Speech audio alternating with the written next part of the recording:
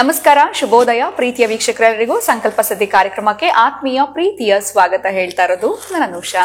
ಮೊದಲನೇ ಬಾರಿ ಚಾನೆಲ್ ವೀಕ್ಷಿಸ್ತಿದ್ದೀರಾ ಅಂದ್ರೆ ಈಗಲೇ ಚಾನೆಲ್ ನ ಸಬ್ಸ್ಕ್ರೈಬ್ ಮಾಡಿ, ನಮ್ಮ ವಿಡಿಯೋಸ್ನ ಲೈಕ್ ಮಾಡಿ. ಇನ್ನು ಕಾರ್ಯಕ್ರಮದಲ್ಲಿ ನಿಮ್ಮೆಲ್ಲರ ನೆಚ್ಚಿನ ಸ್ಪಿರಿಚುವಲ್ ಗುರು ಡಾಕ್ಟರ್ ವಿಷ್ಣುದತ್ತ ಗುರುಜಿಯವರಿದ್ದಾರೆ. ಗುರುಗಳನ್ನ ಕಾರ್ಯಕ್ರಮಕ್ಕೆ ಬರ್ಮಾಡ್ಕೊಳ್ಳೋಣ. ನಮಸ್ತೆ ಗುರುಗಳೇ, ಕಾರ್ಯಕ್ರಮಕ್ಕೆ ಆತ್ಮೀಯ ಸ್ವಾಗತ. ನಾವು ಇಷ್ಟಪಡುವಂತ ಕೆಲಸಗಳಾಗಿರ್ಬೋದು ಅಥವಾ ನಾವು ಕನಸು ಕಾಣುವಂಥದ್ದು ಯಾವಾಗ ನನಸಾಗತ್ತೆ ಅಂತ ಯೋಚನೆ ಮಾಡ್ತಿರ್ತೀವಿ. ಯಾವ್ದಾದ್ರು ದೇವರಿಗೆ ನಾವು ಹರಕೆ ಮಾಡ್ಕೊಳ್ಳೋದ್ರಿಂದ ಇದು ಸಾಧ್ಯ ಆಗತ್ತಾ, ಮಾಡ್ಕೊಳ್ಳೋದಾದ್ರೆ ಯಾವ್ದು ಹಾಗಿದ್ರೆ ಪವರ್ಫುಲ್ ಗಾಡು, ಈ ತರ ಎಲ್ಲ ಯೋಚನೆ ಮಾಡ್ತಿರ್ತೀವಿ. ಯಾರಾದ್ರೂ ಯಾವುದೋ ಟೆಂಪಲ್ಗೆ ಹರಕೆ ಹೊತ್ಕೊಂಡ್ರಪ್ಪ ಅವ್ರ ಕೆಲಸ ಆಗೋಯ್ತು ಅಂತ. ಸೊ ನಾವು ನಮ್ಮ ಕೆಲಸ ಅಥವಾ ನಮ್ಮ ಕನಸನ್ನ ನನಸು ಮಾಡ್ಕೊಳ್ಬೇಕು ಅಂತಂದ್ರೆ ಈ ಹರಕೆ ಮುಖಾಂತರ ಸಾಧ್ಯ ಆಗತ್ತಾ ಗುರುಗಳೇ? ಇದ್ರ ಬಗ್ಗೆ ತಿಳಿಸ್ಕೊಡಿ. ಓಂ ವಿಶ್ವಸ್ಮೈ ನಮಃ. ಪ್ರೀತಿಯ ಬಂಧುಗಳೇ,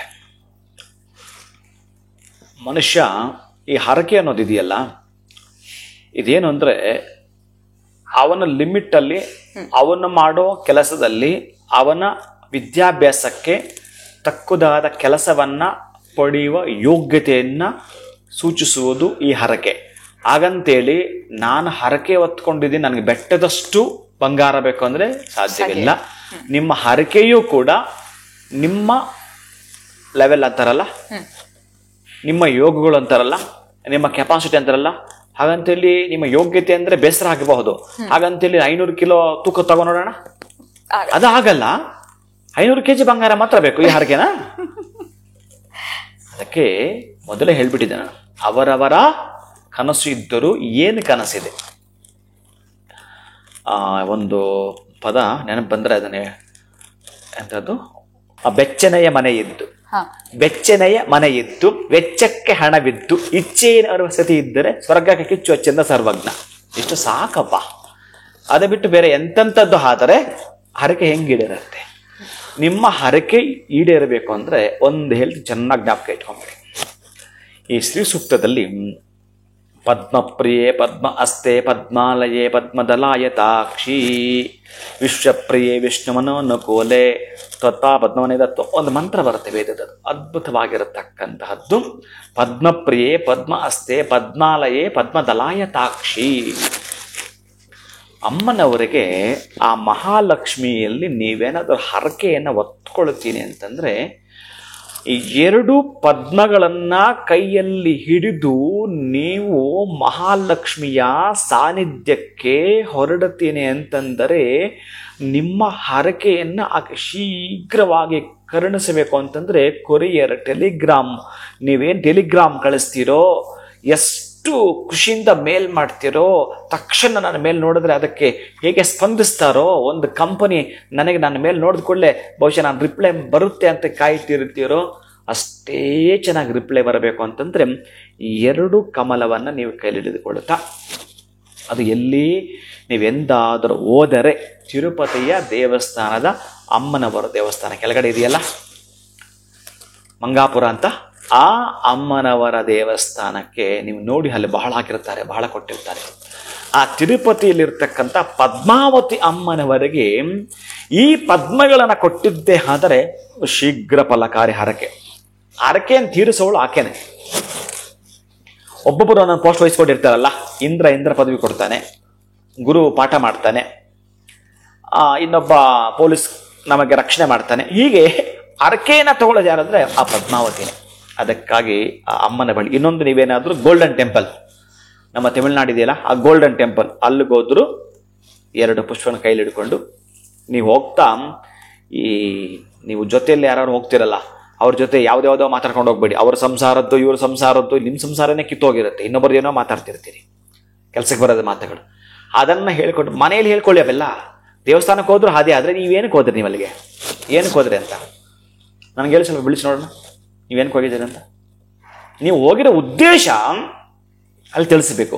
ಎಕ್ಸಾಮ್ಗೆ ಹೋಗಿ ನೀವು ಮ್ಯಾಥ್ಸ್ ಕ್ವಶನ್ ಪೇಪರ್ಗೆ ಆನ್ಸರ್ ಮಾಡೋದ್ಬಿಟ್ಟು ವಿಜ್ಞಾನದ ಮಾತಾಡಿದ್ರೆ ನಿಮ್ಮ ತಲೆಯಲ್ಲಿ ಆನ್ಸರಾ?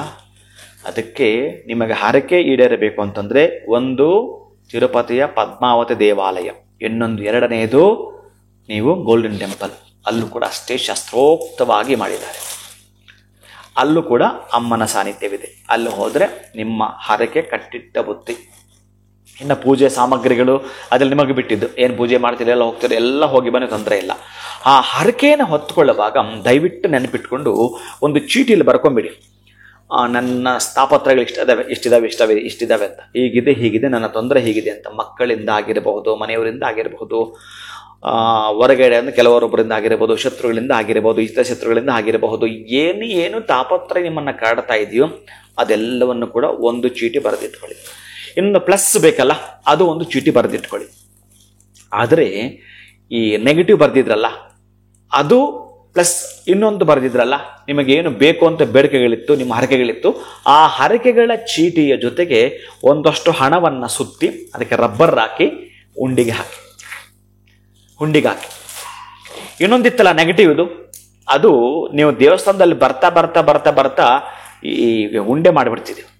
ಆ ಪೇಪರ್ನ ಉಂಡೆ ಮಾಡಿದ್ರೆ ಮತ್ತು ಅದನ್ನು ಕರೆಕ್ಟಾಗಿ ನೀಟ್ ಮಾಡೋಕ್ಕೆ ಬರಲ್ಲ. ಅದನ್ನು ಹಾಗೆ ಬರ್ತಾ ನಿಮ್ಗೆ ಗೊತ್ತೇ ಇಲ್ಲ, ನಿಮ್ಮ ಕೈಯಿಂದ ಹೇಗೋ ಅದು ಕೈ ತಪ್ಪಿ ಜಾರಿ ಕೆಳಗಡೆ ಬಿದ್ದೋದು, ಎಲ್ಲಿ ಬಿತ್ತು ನಿಮಗೆ ಗೊತ್ತಿಲ್ಲ. ಆ ರೀತಿಯಾಗಿ ನಿಮ್ಮ ಪಾಂಡಿಗೆ ನೀವು ಬನ್ನಿ. ಬಹಳ ಮುಖ್ಯವಾಗಿರುವಂಥದ್ದು 2 2 ಅಂತಂದರೆ 2ಕ್ಕೆ ಮೇಲೆ ನೀವು ಜಾಸ್ತಿ ಕೂಡ ತೊಗೊಂಡೋಗ್ಬೋದು, 100 ತೊಗೊಂಡೋಗಿ ಅಭ್ಯಂತರ ಇಲ್ಲ, 2ಕ್ಕಿಂತ ಕಡಿಮೆ ಸಲ್ಲದು. ಇಷ್ಟು ಮಾಡುತ್ತಾ ಅಮ್ಮನ ದೇವಸ್ಥಾನಕ್ಕೆ ಹರಕೆಯನ್ನು ಹೊತ್ತುಕೊಂಡೋಗಿ ನಿಮ್ಮ ಹರಕೆ ಶೀಘ್ರವಾಗಿ ಈಡೇರುವುದು ಅಂದರೆ ಮೊದಲೇ ಹೇಳ್ತಾ ಇದ್ದೀನಿ, ಆಕಾಶಕ್ಕೆ ಹೆಣ ಹಾಕುವಂಥ ಹರಕೆ ನಮಗೆ ಬೇಡ. ನಮಗೆ ಕಷ್ಟ ಇದೆ ಗುರುಗಳೇ, ಈ ತಾಪತ್ರ ಇದೆಯಪ್ಪ, ಇದರಿಂದ ನಾನು ಹೊರಗೆ ಬರಲೇಬೇಕು ಅಂತ ಸಂಕಲ್ಪವನ್ನು ಮಾಡಿಕೊಂಡು ಪದ್ಮಾವತಿಯ ಪಾದಗಳಿಗೆ ಪದ್ಮವನ್ನು ಅರ್ಪಣೆ ಮಾಡಿದೆ ಅಂತಂದರೆ ನೀವಿನ ಶತಾಯುಷಿಗಳು, ನೀವಿನ್ನ ಅಷ್ಟೇ ಶೀಘ್ರವಾಗಿ ಅಂಕುರವನ್ನು ಪಡೆದ ಹಾಗೇನೆ. ನಿಮ್ಮ ಬದುಕಿನ ಆಸೆ ಇದ್ದು ಒಂದು ಅಂಕರದ ಮೊಳಕೆ ಹೊಡೆದಾಯಿತು ಅಂತಲೇ ಅರ್ಥ. ಅಂತ ಪದ್ಮಾವತಿ ದರ್ಶನ ಮಾಡಿಕೊಳ್ಳಿ. ಖಂಡಿತವಾಗ್ಲೂ ಗುರುಗಳೇ, ಪ್ರಾರಂಭದಲ್ಲೇ ತಿಳಿಸ್ಬಿಟ್ರಿ. ನಾವೆಲ್ಲೋ ಒಂದು ಕಡೆ ಹರಕೆ ಹೊತ್ಕೋಬೇಕು ಅಂತಂದ್ರೆ ಅದು ನಮ್ಮ ಕೈಲಿ ಆಗೋವಂಥದ್ದು ಇರಬೇಕು. ನಮಗೆ ಸಾಧ್ಯ ಆಗುವಂಥದ್ದಾದ್ರೆ ಮಾತ್ರ ನಾವು ಹೊತ್ಕೋಬೇಕಾಗತ್ತೆ. ಆಕಾಶಕ್ಕೆ ಏಣಿ ಹಾಕುವಂಥ ಕೆಲಸ ಮಾಡಕ್ ಹೋಗ್ಬಾರ್ದು ಅಂತ. ಇನ್ನು ವಿಶೇಷವಾಗಿ ಎಲ್ಲಿ ನಾವು ಹರಕೆ ಮಾಡ್ಕೊಳ್ಬೇಕು, ಎಲ್ಲಿ ನಮಗೆ ಸಕ್ಸಸ್ ಆಗುತ್ತೆ ಅಂತಂದ್ರೆ ಪದ್ಮಾವತಿ ಅಮ್ಮನ ಹತ್ರ ನಾವು ಹರಕೆ ಮಾಡ್ಕೊಳ್ಳೋದ್ರಿಂದ ಖಂಡಿತವಾಗ್ಲೂ ಅದು ನೆರವೇರುತ್ತೆ ಅಂತ ತಿಳಿಸ್ಕೊಟ್ರಿ. ಜೊತೆಗೆ ಗೋಲ್ಡನ್ ಟೆಂಪಲ್ ಕೂಡ ನಮಗೆ ತಿಳಿಸ್ಕೊಟ್ಟಿದ್ದೀರಾ. ಧನ್ಯವಾದಗಳು ಗುರುಗಳೇ, ನಮಸ್ಕಾರ. ಹರೇ ಶ್ರೀನಿವಾಸ. ಸೊ ತುಂಬಾ ಹರಕೆಗಳಿದೆ ಜೀವನದಲ್ಲಿ. ಈಗ ಗುರುಗಳು ಹೇಳ್ದಂಗೆ ಇರೋಯಿಂದ ಕಷ್ಟದಿಂದ ಹೊರಗಡೆ ಬಂದ್ರೆ ಸಾಕಪ್ಪ ಅಂತ ಕೂಡ ತುಂಬಾ ಜನ ನೀವೆಲ್ಲೋ ಒಂದು ಕಡೆ ಪರಿತಪಿಸ್ತಾ ಇರ್ತೀರಾ. ಸೊ ಈ ತರ ನಿಮಗೂ ಕೂಡ ಸಮಸ್ಯೆಗಳಿದೆ. ನೀವು ಆದಷ್ಟು ಬೇಗ ಅದರಿಂದ ಹೊರಗಡೆ ಬರಬೇಕು ಅಂತಂದ್ರೆ ಯಾವ ದೇವಿಗೆ ಹರಕೆಯನ್ನ ಮಾಡ್ಕೊಳ್ಬೇಕು ಅಂತ ವಿಡಿಯೋನಲ್ಲಿ ಗುರುಗಳು ತಿಳಿಸ್ಕೊಟ್ಟಿದ್ದಾರೆ. ನಮಸ್ಕಾರ.